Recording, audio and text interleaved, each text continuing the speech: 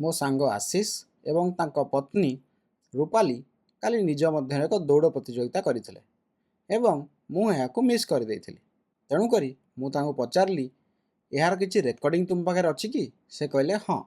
ତ ମୁଁ କହିଲି ତାହେଲେ ରେକର୍ଡ଼ିଂଟିକୁ ପଠାଅ। ତ ସେମାନେ ମୋତେ ଏଇଟା ପଠାଇଲେ। ତେବେ ଏଇଟା କ'ଣ? ଏଇଟା ହେଉଛି ଏକ ଅବସ୍ଥିତି ସମୟ ଗ୍ରାଫ୍ ବା ଆଲେଖ। ତ ବର୍ତ୍ତମାନ ଚାଲନ୍ତୁ ଏଇ ଅବସ୍ଥିତି ସମୟ ଗ୍ରାଫରୁ ଆମେ ଜାଣିବା ଯେ କିଏ ରେସ୍ ଜିତିଲା, କିଏ ଜୋରରେ ଗତି କରୁଥିଲା।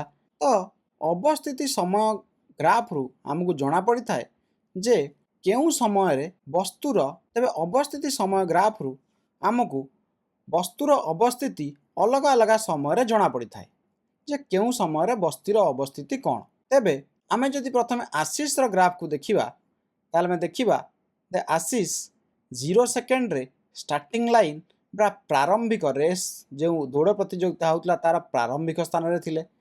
1 ସେକେଣ୍ଡରେ 1 ମିଟର ଦୂରତା ଅତିକ୍ରାନ୍ତ କରିଥିଲେ ବା ତାଙ୍କ ଅବସ୍ଥିତି 1 ଥିଲା।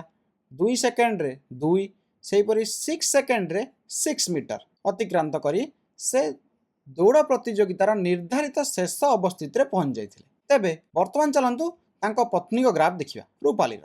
0 ସେକେଣ୍ଡରେ ରୂପାଲି ଗ୍ରାଫରେ ହିଁ ନାହାନ୍ତି, 1 ସେକେଣ୍ଡରେ ମଧ୍ୟ ସେ ଗ୍ରାଫରେ ନାହାନ୍ତି, ତା ମାନେ ସେ ଲେଟ୍ରେ ଆରମ୍ଭ କରିଛନ୍ତି। ତ 2 ସେକେଣ୍ଡରେ ରୂପାଲି ପ୍ରାରମ୍ଭିକ ଅବସ୍ଥିତିରୁ ଆରମ୍ଭ କଲେ, ମାନେ ଦୌଡ଼ ପ୍ରତିଯୋଗିତାର ଯେଉଁ ନିର୍ଦ୍ଧାରିତ ପ୍ରାରମ୍ଭିକ ସ୍ଥାନ ସେଠାରୁ ଆରମ୍ଭ କଲେ ଏବଂ 3 ସେକେଣ୍ଡରେ ହିଁ, ମାନେ 2 ସେକେଣ୍ଡ ପରେ ମାତ୍ର 1 ସେକେଣ୍ଡରେ ହିଁ ସେ 3 ମିଟର ଦୂରତା ଅତିକ୍ରାନ୍ତ କରିଛନ୍ତି ଏବଂ ତାପର ସେକେଣ୍ଡରେ ଦୌଡ଼ ପ୍ରତିଯୋଗିତାର ନିର୍ଦ୍ଧାରିତ ଶେଷ ସ୍ଥାନରେ ପହଞ୍ଚିଗଲେ। ତାମାନେ ରୂପାଲି ବହୁତ ଜୋରରେ ଦୌଡ଼ୁଥିଲେ ଏବଂ ସେ ରେସ୍ଟିକୁ ବା ଦୌଡ଼ ପ୍ରତିଯୋଗିତାକୁ ଜିତି ଯାଇଛନ୍ତି। ତେବେ ବର୍ତ୍ତମାନ ଏହି ଅବସ୍ଥିତି ସମୟ ଗ୍ରାଫରୁ ଆମେ ଆଶିଷର ଏବଂ ରୂପାଲିର ପରିବେଗ ନିର୍ଣ୍ଣୟ କରିବା। ଚାଲନ୍ତୁ ପ୍ରଥମେ ଆଶିଷର ପରିବେଗ ନିର୍ଣ୍ଣୟ କରିବା। ତେବେ ପରିବେଗ ହେଉଛି ବିସ୍ଥାପନ ବା ସମୟ। ତେବେ ଏଠାରେ ଆଶିଷର ସମୟ, ଆଶିଷ କେତେ ସମୟ ନେଇଛି? 6 ସେକେଣ୍ଡ। କେତେ ବିସ୍ଥାପନ ହୋଇଛି? 6 ମିଟର। ତେଣୁକରି ଆଶିଷର ପରିବେଗ ହେଉଛି 6 metre by 6 second is equals to 1 metre per second. ଚାଲନ୍ତୁ ବର୍ତ୍ତମାନ ରୂପାଲିର ପରିବେଗ ନିର୍ଣ୍ଣୟ କରିବା। ତେବେ ରୂପାଲି ଅତିକ୍ରାନ୍ତ କରିଥିବା ଦୂରତା ବା ବିସ୍ଥାପନ ହେଉଛି 6 ମିଟର ଏବଂ ସମୟ କେତେ ନେଇଛି? ତୁମେ କହିପାର 4 ସେକେଣ୍ଡ। ନା, ରୂପାଲି 2 ସେକେଣ୍ଡରୁ ଆରମ୍ଭ କରିଥିଲେ ଏବଂ 4 ସେକେଣ୍ଡରେ ହିଁ ସେ 6 ମିଟର ଦୂରତା ଅତିକ୍ରାନ୍ତ କରିସାରିଛନ୍ତି। ତେଣୁକରି ସେ ଟୋଟାଲ ନେଇଛନ୍ତି 2 ସେକେଣ୍ଡ। ତେଣୁକରି ରୂପାଲିର ପରିବେଗ ହେଉଛି 6 metre by 2 second is equal to 3 metre per second. ତେବେ ଆମେ ଯଦି ଦେଖିବା ଯେ ଏଠାରେ ଆଶିଷର ପରିବେଗ ହେଉଛି 1 ମିଟର ପର ସେକେଣ୍ଡ ଏବଂ ଯଦି ତୁମେ ଦେଖିବ ଯେ ଆଶିଷ ସମ ପରିବେଗରେ ଗତି କରୁଛି, ଯେମିତିକି ପ୍ରଥମ ସେକେଣ୍ଡରେ 1 ମିଟର, ତା ନେକ୍ସଟ ସେକେଣ୍ଡରେ ବା ପରବର୍ତ୍ତୀ ସେକେଣ୍ଡରେ 1 ମିଟର, ତା ପରବର୍ତ୍ତୀ ସେକେଣ୍ଡରେ 1 ମିଟର, ତା ପରବର୍ତ୍ତୀ ସେକେଣ୍ଡରେ ମଧ୍ୟ 1 ମିଟର। ତ ଏମିତି ପ୍ରତି ସେକେଣ୍ଡରେ ଆଶିଷ 1 ମିଟର ଦୂରତା ଅତିକ୍ରାନ୍ତ କରୁଛି ବା ତା ବିସ୍ଥାପନ ହେଉଛି 1 ମିଟର। ତେଣୁକରି ଏଠାରେ ଆଶିଷର ପରିବେଗ ହେଉଛି ସମ ପରିବେଗ। ତେଣୁକରି ଆମର ଗ୍ରାଫଟି ଏକ ସରଳ ରେଖା ଆସିଛି। ସେହିପରି ରୂପାଲିର ପରିବେଗ ହେଉଛି 3 ମିଟର ପର ସେକେଣ୍ଡ ଏବଂ ରୂପାଲିର ପରିବେଗ ମଧ୍ୟ ସମ ପରିବେଗ। କାହିଁକି? ପ୍ରଥମ ସେକେଣ୍ଡରେ ରୂପାଲିର ଅତିକ୍ରାନ୍ତ ଦୂରତା ହେଉଛି 3 ମିଟର ବା ତା ଅବସ୍ଥିତିରେ ପରିବର୍ତ୍ତନ ହେଉଛି 3 ମିଟର, ଦ୍ୱିତୀୟ ସେକେଣ୍ଡରେ ମଧ୍ୟ ତା ଅବସ୍ଥିତିରେ ପରିବର୍ତ୍ତନ ହେଉଛି 3 ମିଟର। ତେଣୁକରି ରୂପାଲିର ପ୍ରତି ସେକେଣ୍ଡରେ ଅବସ୍ଥିତିରେ ପରିବର୍ତ୍ତନ ହେଉଛି 3 ମିଟର। ଏଣୁ ରୂପାଲିର ପରିବେଗ ମଧ୍ୟ ସମ ପରିବେଗ ଏବଂ ଆମେ ଦେଖିପାରିବା ଯେ ଏଠାରେ ମଧ୍ୟ ଗ୍ରାଫଟି ଏକ ସରଳ ରେଖା ଆସିଛି। ତ ଆମେ କ'ଣ ଜାଣିଲେ ଯେ ଯଦି ସମ ପରିବେଗରେ ବସ୍ତୁ ଗତି କରୁଛି ତାହେଲେ ବସ୍ତୁଟିର ଅବସ୍ଥିତି ସମୟ ଗ୍ରାଫ କ'ଣ ଆସିବ? ଏକ ସରଳ ରେଖା। ଯଦି ସମ ପରିବେଗରେ ଗତି ନ କରିଥାନ୍ତେ ଏ ଗ୍ରାଫଟି କ'ଣ ଆସିଥାନ୍ତା? ଏକ କର୍ଭ ଆସିଥାନ୍ତା, ସରଳ ରେଖା ଆସିନଥାନ୍ତା। ତେବେ ତୁମେ ଏହି ଗ୍ରାଫକୁ ଦେଖି ମଧ୍ୟ କହିପାରିବ ଯେ କାହାର ପରିବେଗ ଅଧିକ ଥିଲା।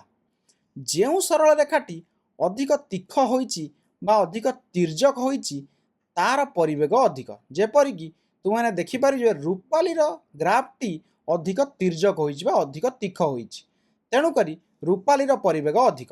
ଏହାକୁ ଆମେ ଏମିତି ମଧ୍ୟ ବୁଝିପାରିବା, ଭାବିନିଅ ଯେ ଏହା ରୂପାଲିର ଗ୍ରାଫଟି ଏକ ପାହାଡ଼ ଏବଂ ଆଶିଷର ଗ୍ରାଫଟି ଏକ ପାହାଡ଼, କେଉଁ ପାହାଡ଼ଟି ଅଧିକ ତୀଖ ହୋଇଛି ଏବଂ କେଉଁ ପାହାଡ଼ଟିକୁ ଚଢ଼ିବାକୁ ତୁମକୁ ବେଶୀ କଷ୍ଟ ହେବ ଏଠାରେ ତୁମେ ଜାଣିପାରୁଥିବ ଯେ ରୂପାଲିର ଗ୍ରାଫଟି ବା ରୂପାଲି ଗ୍ରାଫ ଦ୍ୱାରା ଯେଉଁ ପାହାଡ଼ ବୋଲି ନେଇଛନ୍ତି ତାହାକୁ ଚଢ଼ିବା ବେଶୀ କଷ୍ଟ ହେବ କାହିଁକି ନା ତାହା ବେଶୀ ତିର୍ଯ୍ୟକ ଅଛି ବା ତୀଖ ଅଛି। ତେଣୁକରି ରୂପାଲିର ପରିବେଗ ହେଉଛି ଅଧିକ। ତେବେ ପରେ ମୁଁ ଜାଣିବାକୁ ପାଇଲି ଯେ ପ୍ରତିଯୋଗିତାରେ ଆଉ ଜଣେ ପ୍ରତିଯୋଗୀ ମଧ୍ୟ ଅଛନ୍ତି। ସେ କିଏ? ସେ ହେଉଛି ରୂପାଲି ଏବଂ ଆଶିଷଙ୍କ କୁକୁର। ଏବେ ଆମେ ଦେଖିଲେ ଯେ 0 ସେକେଣ୍ଡରେ କୁକୁରଟି କେଉଁଠି ଅଛି? 4 ମିଟରରେ। ଏବଂ ତାପରେ 1 ସେକେଣ୍ଡରେ ଦେଖିବ ତାର 4 ମିଟର ଠାରୁ ସେ ପଛକୁ ଆସିଛି, ତା ମାନେ ସେ ବିପରୀତ ଦିଗରେ ଗତି କରୁଛି। ଏବଂ ଧୀରେ ଧୀରେ 5 ସେକେଣ୍ଡରେ ସେ 0 ବା 0 ଅବସ୍ଥିତିକୁ ପଳେଇ ଆସୁଛି, ତା ମାନେ ସେ 4ରୁ 0କୁ ଆସୁଛି। ତ ଚାଲନ୍ତୁ କୁକୁରର ପରିବେଗ ନିର୍ଣ୍ଣୟ କରିବା। ତେବେ 0 ସେକେଣ୍ଡରେ କୁକୁରଟି କେଉଁଠି ଥିଲା? 4 ମିଟରରେ। ଏବଂ 5 ସେକେଣ୍ଡରେ କୁକୁରଟି କେଉଁଠି ଅଛି? 0ରେ। ତେଣୁକରି ଏଠି ବିସ୍ଥାପନ କେତେ ହେବ? ତୁମ ମଧ୍ୟରୁ କେହି ଭାବିପାରନ୍ତି ଯେ ବିସ୍ଥାପନ ହେଉଛି 4 ମିଟର। ନା, ଏଠାରେ ବିସ୍ଥାପନ ହେଉଛି -4 ମିଟର। କାହିଁକି? କାହିଁକି ନା କୁକୁରଟି ବିପରୀତ ଦିଗରେ ଗତି କରୁଛି। ବା ତୁମେ ଏମିତି ଭାବିପାର ଯେ ବିସ୍ଥାପନ ହେଉଛି ଅନ୍ତିମ ଅବସ୍ଥିତି ମାଇନସ୍ ପ୍ରାରମ୍ଭିକ ଅବସ୍ଥିତି। ଅନ୍ତିମ ଅବସ୍ଥିତି 0, ପ୍ରାରମ୍ଭିକ ଅବସ୍ଥିତି 4। ତ 0 - 4 -4 ଏବଂ ସମୟ କେତେ? 5 ସେକେଣ୍ଡ। ତ ବିସ୍ଥାପନ -4, ସମୟ 5।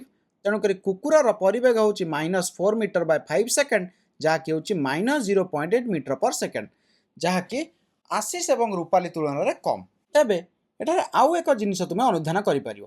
ଯଦି এই କୁକୁରର ଗ୍ରାଫଟିକୁ ଏକ ପାହାଡ଼ ବୋଲି ଆମେ ନେଇନେବା, ତାହେଲେ ଏଠାରେ କ'ଣ କରିବାକୁ ପଡ଼ିବ? ଆମେ ପାହାଡ଼ର ତଳକୁ ଆସୁଛନ୍ତି। କାହିଁକି ଭାବୁନାହାନ୍ତି ଯେ ଏଠାରେ କୁକୁରଟିର ପରିବେଗ କ'ଣ? ମାଇନସ୍ ବା ନେଗେଟିଭ୍।